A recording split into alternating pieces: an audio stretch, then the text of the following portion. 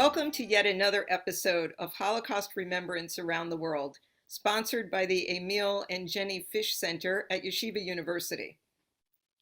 In this video interview series, we find people all over the world that are shaping and reshaping Holocaust memory and education.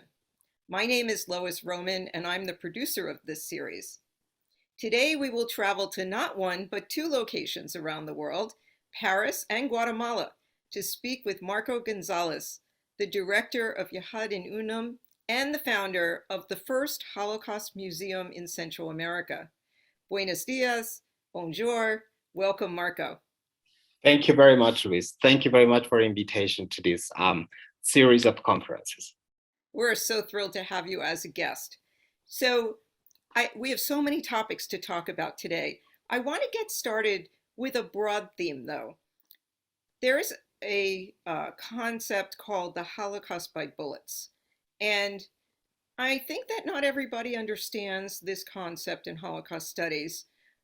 A lot is known about the death camps, unfortunately, in the final solution, and much less has been taught about the pits in Eastern Europe where the Jews were shot. And this certainly factors into our story and what we're going to talk about today. I was wondering if you could just share with us just a brief overview of the whole concept of Holocaust by bullets. Sure. Well, I think that most of our audience, when they think of the Holocaust, they always think of the concentration camps, the deportation, the gas chambers. And that's the way that the Holocaust, it's been thought for so many years. And very few has been mentioned about the way the Germans and the collaborators killed the Jews in Eastern Europe. So during the Second World War, the Germans created these Einsatzgruppen units. Their mission was to kill all the Jews in Eastern Europe without taking the time to do the train, the transportation, the deportation to the camps. They were going village by village to find the Jews and to kill them, and most of the time to put them into mass graves. And the Holocaust by bullets is the way that we make this differentiation. It's the media who, in fact, created this word to do the difference between the process, the methodology of killing the Jews differently to Western Europe and Eastern Europe, where they were killed by bullets and shot and put into pits and mass graves everywhere in Eastern Europe. Okay. I know you've brought with you a short film clip about your organization in Paris, which we're going to show right now.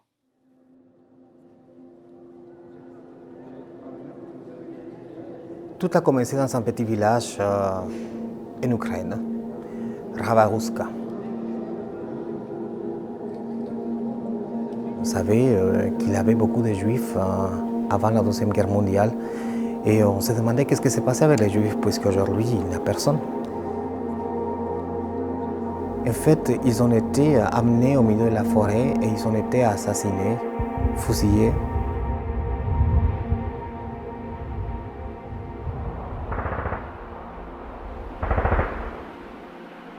Et puis on a découvert que les Juifs n'étaient pas enterrés, que personne ne savait où c'était, que personne ne voulait parler, que tout le monde disait il n'y a jamais eu de fusillade.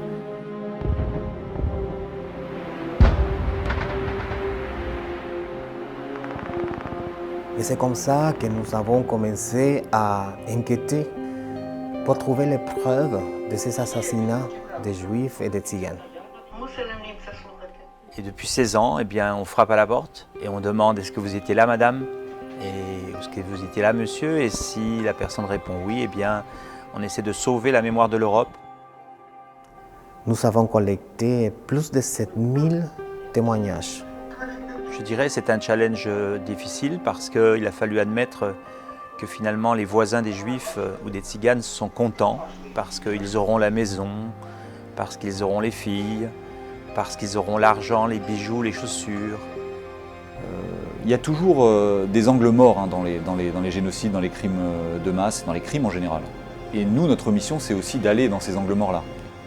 C'est ça qui nous a amenés dans les petits villages des peuples quichés au Guatemala.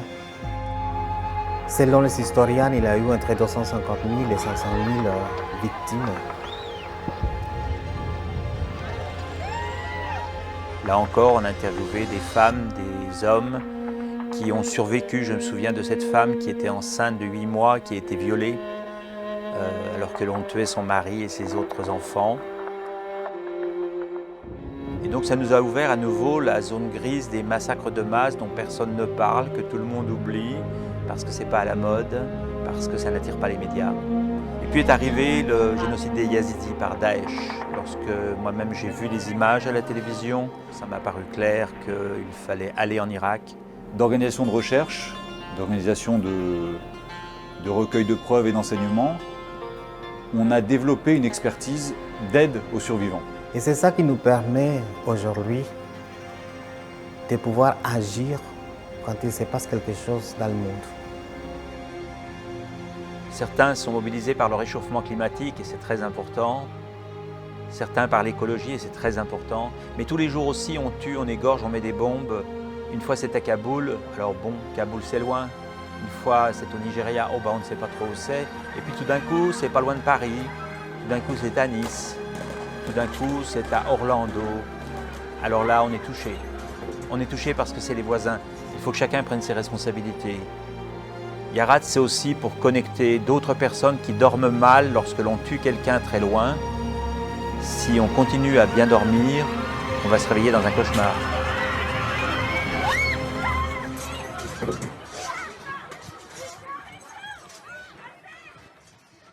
Wow, Marco, what a moving short film that was, and what a wonderful mission your organization has. I'm a little bit overwhelmed by the magnitude of the testimonies that you've collected so far. So I'm not exactly sure the year of that video, but in it you say that there were over 7,000 testimonies of eyewitnesses in Eastern Europe that have been collected already. Probably that number is much higher at this point.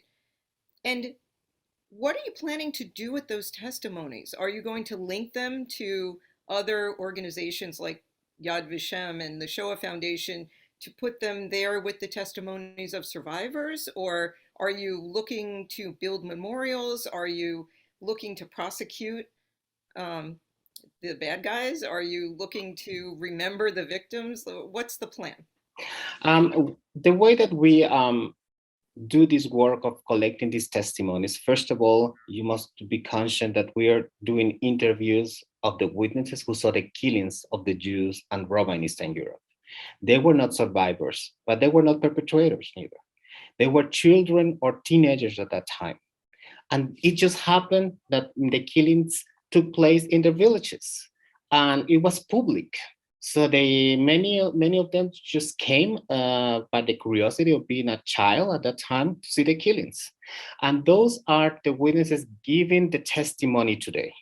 So together with the archives, Yahad in Unum, the organization that I represent, is this work with the archives, plus the testimonies, it brings a complete evidence of the killings village by village in Eastern Europe. So we consider the testimonies a work beyond memory. It's not only to collect the memory of what happened in Eastern Europe, but also to take these testimonies as a part of the evidences of the crime committed against the Jews and the Roma. So these testimonies will be are already available through the website on the request. And our will is that this will be this complementary part of the evidences of the Holocaust, as well as the testimonies of the survivors and many of the testimonies of the perpetrators. So this brings the whole picture and the whole part of the evidences of the crimes during the Holocaust. And to make them accessible, of course, to the major Holocaust organization, but also to the students and also to the historians, because there is a lot of information that we can take from those testimonies. I see. Now, in the film, you talk about blind spots during genocides. And can you say a few more words about that concept, blind spot in a genocide? Well, being an organization doing research in the field, and not only through the archives, but going into the field to find the evidences of the crime, and not only in Eastern Europe, but we also have worked in Guatemala, and we have also worked in Iraq, collecting the testimonies of the crimes committed against the civil population there. We realize that in each genocide or in each mass violence, there are these blind spots, because not everything is black or white. And if we take the examples of the Eastern Europe and the testimonies that we collect from these witnesses, as I told you before, they were not perpetrators, but they were not survivors neither. It just happened that the killings took place sometimes in the backyard of their houses. Sometimes they saw the Jews passing in front of their house, going through the cemetery where they will be killed and put into a field, a pit, a mass grave. So through the testimonies, through collecting these evidences, through these people who were the neighbors, in fact, we can understand many of these blind spots that always happen when there is a killing, when there is a genocide, when there is a mass crime, because not everything is white and black, but there's always some blind spot that we can understand through the testimony of those who saw what happened. It's so important to collect these stories, especially for the Holocaust, which happened so long ago, but also for current day genocides as well. It's unfortunate, as you mentioned, that this work on Holocaust is something that brings us right back into the current day all over the world. And I'm curious, when your researchers go into the field, either in Eastern Europe from long ago or even now in current day, are they at risk? Are your researchers threatened that they're asking questions about this topic? No, that's something that it's incredible about the work and the collection of all these testimonies. It's close to 8,000 testimonies now in Eastern Europe, is that the people, they want to speak. And many of these witnesses, they speak for the very first time. And we don't have a protocol of questions. In fact, we want to know what happened. So it's like taking cold case, it's like reopen a file from 80 years ago and finding those who witnessed the crime and going there and to tell them, what were you doing that day? Which way the Germans arrived? Were soldiers? Were the Germans? Were the locals? Who was taking care of the Jews? All these kind of questions for them to bring them into the scene of the crime and give the testimonies. And they want to tell what they saw. They want to let us know that they were part of these atrocities against the Jews, and giving their testimony is a way also to feel like someone who is important and someone who has to do with the history of Europe. Do you find that after you visit a town or a region and collect these testimonies that the local people, the non-Jews, feel that they want to commemorate what happened to the Jews of their town or region? Are people moved to actually do something? There is everything. Sometimes we arrive to a village and we see that the local population took care of the place of the mass graves, and it's protected, and the local authorities did a small memorial. Sometimes we arrive to a place where a family of the victims put a small memorial, and the memorial has been totally destroyed. So it depends.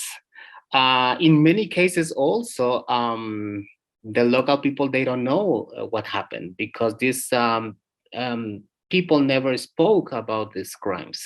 So in many places, the local population, they don't even know. They know that somewhere in the forest, there is a mass grave and that Jews were killed, or people were killed during the Second World War. And it's only thanks to this witness that we could find in many cases these mass graves. which are not marked or memorialized. But it depends. There's not a general feeling about protecting a mass grave, and you see everything. It depends on the local population.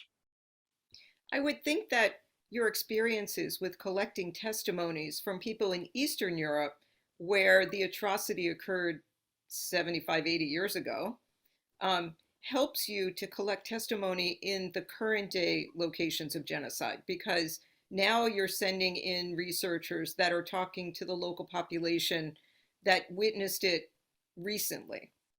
And has that changed the types of testimonies that you're recording? Yes, because first of all, it's not the same when you do research on a genocide that happened 80 years ago with a current genocide or mass crime that is happening today or that happened 40 years ago, like which is the case of Guatemala. In the case of Eastern Europe, we are doing the interviews of the local people, the neighbors, and in a current genocide, like the work we do in Iraq with the Yazidi people, we are working with the survivors. Mm-hmm. And once again, we enter into this blind spot, this gray zone of a genocide, because you know about all these women who were sexual slavery, but also these women spent already several years with the ISIS men. Some of them had children with them. Some of them had feelings for these men. Some of them cooperate also with ISIS during this time. So the testimony is something with mix of feelings, because it is, of course, they were victims, but at the same time, years happen already, and the testimony is different. So it changed completely when you do a research on a genocide that happened years ago with a genocide that is happening today, because they know, for example, these Yazidi women, they know that many of the perpetrators are still alive. Yes, I understand that. So let's switch gears just for a moment. You've been talking a lot about survivors in the current day. You're not a survivor from the Holocaust. Your parents, your grandparents, your relatives were not. You grew up in Guatemala, not a country that we associate necessarily with Holocaust. So explain to us your journey. How is it that, and fortunately for us, that you have taken such a big role in preserving Holocaust memory? How did that happen? Well, it was you could say destiny, and you could say it was already written. If you are religious, we will say that God has planned that for your life. But I came to France to learn French. I knew Father Desbois, so I finished the studies in Guatemala, and I had 2 languages. I wanted to learn a 3rd language. And then going back to my country, I met Father Desbois through the interreligious dialogue between Jews and Catholic. And I'm not even Catholic, I'm Protestant. And then it was the very beginning of this discovering of the killings in Eastern Europe. So I just arrived to France in a moment when Father Desbois realized, Father Desbois is the founder and the president of Yahad in Unum, the organization, when he realized the magnitude of these mass graves in Eastern Europe. So he proposed me to stay longer in France, the 6 months for my intensive French course, to stay longer in France. And the 6 months became 2 years, and the 2 years became 20 years already living in France. And you know, it's more than being Jew or being Guatemalan. I think that is a human question. So it is very different when I wake up every day and I know that I'm going to the office and I'm doing a work that may change some people's life. And I think that this is my major motivation every day to continue doing this work. And it's so important to collect these evidences of the crime before it's too late. Yes, wow, very, very moving. And so let's go back in your life 20 years before now when you were in Guatemala. So when you were in school in Guatemala, they didn't teach Holocaust history, and it wasn't something that you learned as a child necessarily, or was it? Personally, that is different to many of my, inclusive my brother who is younger. Well, in many of these countries in Latin America, you have a big gap between the private schools and the public schools in terms of education. I had the chance to go to a private school. And in my time, I learned about the Holocaust. And I read Anne Frank's book. And I read another book about, from Corrie ten Boom, who was another family who helped Jews during the Second World War. And I had a time in the school when I learned about the Holocaust, which my brother, going to the same school 7 years later, didn't have. Ah, why was that? So that is something that I just don't understand. I think that it is the phenomenon that is happening today. Is like the Holocaust is so far that sometimes we believe that it's not important anymore to talk about the Holocaust. So I grew up also with books about the Holocaust at my family house. So my family had, I don't know, my father was born in 1945, so it was just after the war, but they were very much connected to this topic, which I don't know why, but in any case, I knew about the Holocaust. Of course, there's nothing to do to read about this topic, and then going to Europe and being in the places where this happened would totally change my life. But I had a little knowledge of what was the Holocaust back in childhood in Guatemala. Yes. And so was this part of your motivation to go back in Guatemala and create a Holocaust museum? Was it so that the youth wouldn't forget, that they would learn about this topic? What is amazing is that the government of Guatemala in 2016 passed the law to put the curriculum, to add into the curriculum the Holocaust. Okay. So Father Ewa, who is always a visionary, he saw the opportunity to bring this important topic. It was a good moment to bring this important topic to Guatemala. So we found a donor who gave a house, a beautiful house in the city center of Guatemala City. And Father Ewa said, well, let's talk to the Ministry of Education and see if that is something that they will be interested in supporting. And of course, when the Ministry of Education, they knew about this initiative, and the local Jewish community knew about this initiative, they were so happy.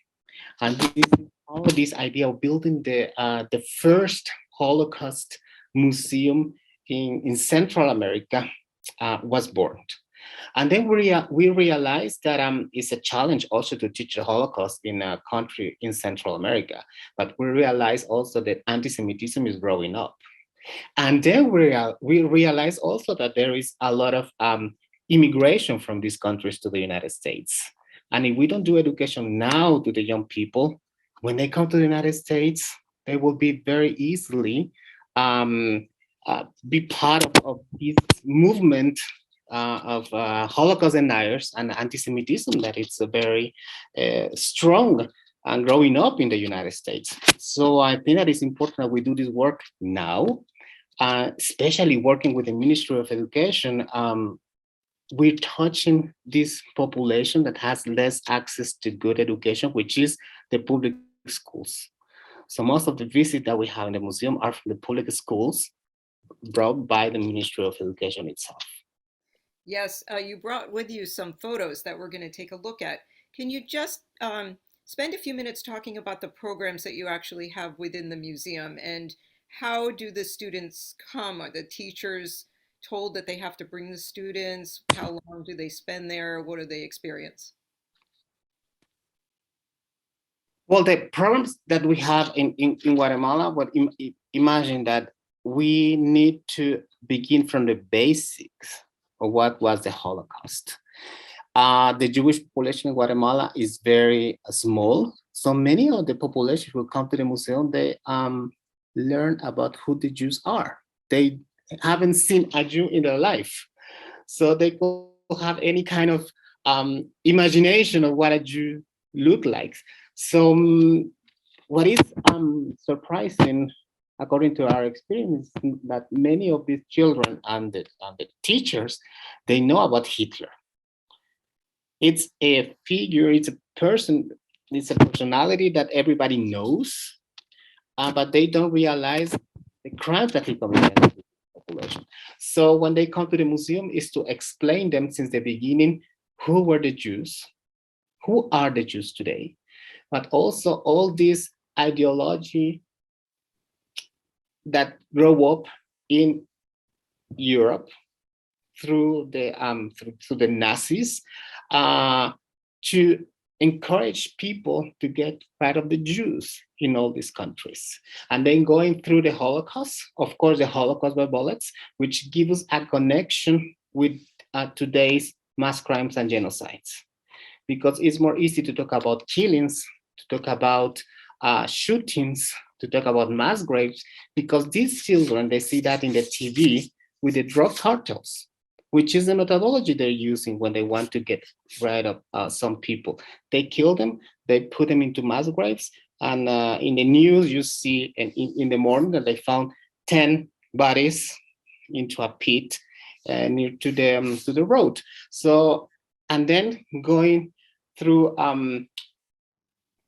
the danger of anti-Semitism, and to make them conscious that anti-Semitism is something that exists, something that could be dangerous, because we are on a moment when there is not only a word when to say I hate Jews or I don't like Jews, but we are into the next step, which is I'm going to kick a Jew because he's a Jew, or I'm going to kill a Jew because he is a Jew. So I think that is very important that they understand the danger of anti-Semitism, and also at the end to do a connection between Guatemala and the Holocaust through the Jews who came from Europe to Guatemala. And also the fact that some of the work that we've been doing in Eastern Europe, collecting the testimonies, has been done by Guatemalan photographers. We brought, say, in several of these trips, Guatemalan photographers to do the work. So part of the permanent exhibit shows this work of the Guatemalan photographers, so that at the end, the children can understand the danger of hating someone because it's different, of hating a Jew because it is a Jew, so that we raise this question of anti-Semitism, and also to make them understand that we're not talking about only history, but we are also showing them the proofs, the testimony, the archives, the photos, so that they can act today and be the next generation who will make changes to the world when they will be in responsibility. To tell them, attention, when there is these kind of ideas, when there are these kind of phrases, sometimes we say words without really understanding the meaning, and that can bring to movement on hate against some other populations. And in Guatemala, and I think that in all Central America, it's a population confronted with so many violence that they understand easily that they could make a change in their neighborhood, in their society, and be alert if something is happening. Yes, thank you. So many wonderful words of wisdom included in what you just said. And, you know, I think very important in what you said is the idea that without Holocaust education, we have ignorance. And from ignorance, people can be fooled and misled into believing certain concepts or certain truths that really aren't true. So we're running a little bit out of time now, but I just want to ask you, if you were to summarize words of wisdom or advice that you want to leave our viewers with, what are a sentence or a few words that you'd like to leave them? Well, first of all, to tell everybody that even if our organization works in other mass crimes and genocide, Each mass crime, each genocide is different. The Holocaust, it was different to what is happening in Iraq, to what happened in Guatemala. So we need really to study what happened. And second, that we need to be alert. It doesn't matter that the Holocaust took place 80 years ago and it took place in Europe, but we need to be aware that this could happen at any time, and that we could be very alert about this growing up of the anti-Semitism everywhere in Europe, in the United States, in Latin America.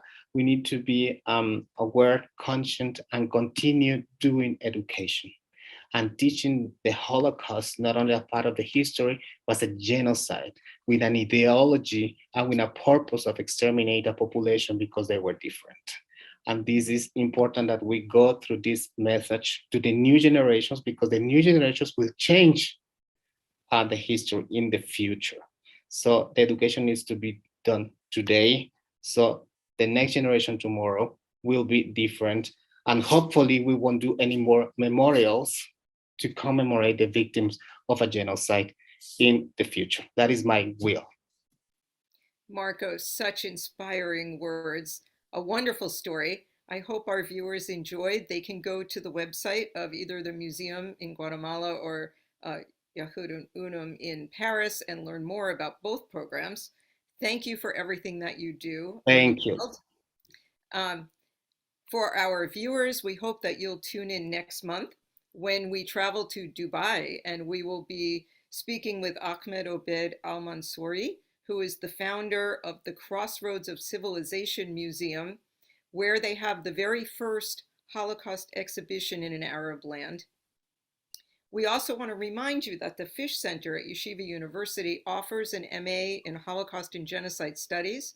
Our mission is to perpetuate Holocaust education and to train leaders to go out into the field, and we have a short video about that now. If there's truth to the saying that history repeats itself, then Holocaust remembrance and the study of genocide is not only a vital part of history, but also a crucial warning for the future. Confronting Holocaust deniers and distorters is one of the most important tasks of our generation. The Fish Center at Yeshiva University was founded with this mission of preserving the history of the Holocaust as well as more recent genocides. Our master's program offers a unique investigation of the Holocaust of European Jewry with an interdisciplinary approach through the lenses of law, social work, history, theology, education, literature, and political science. If this sounds like a path you would like to pursue, apply now or learn more. I'd like to extend an invitation for you to join us and become a member of our growing community of scholars and educators.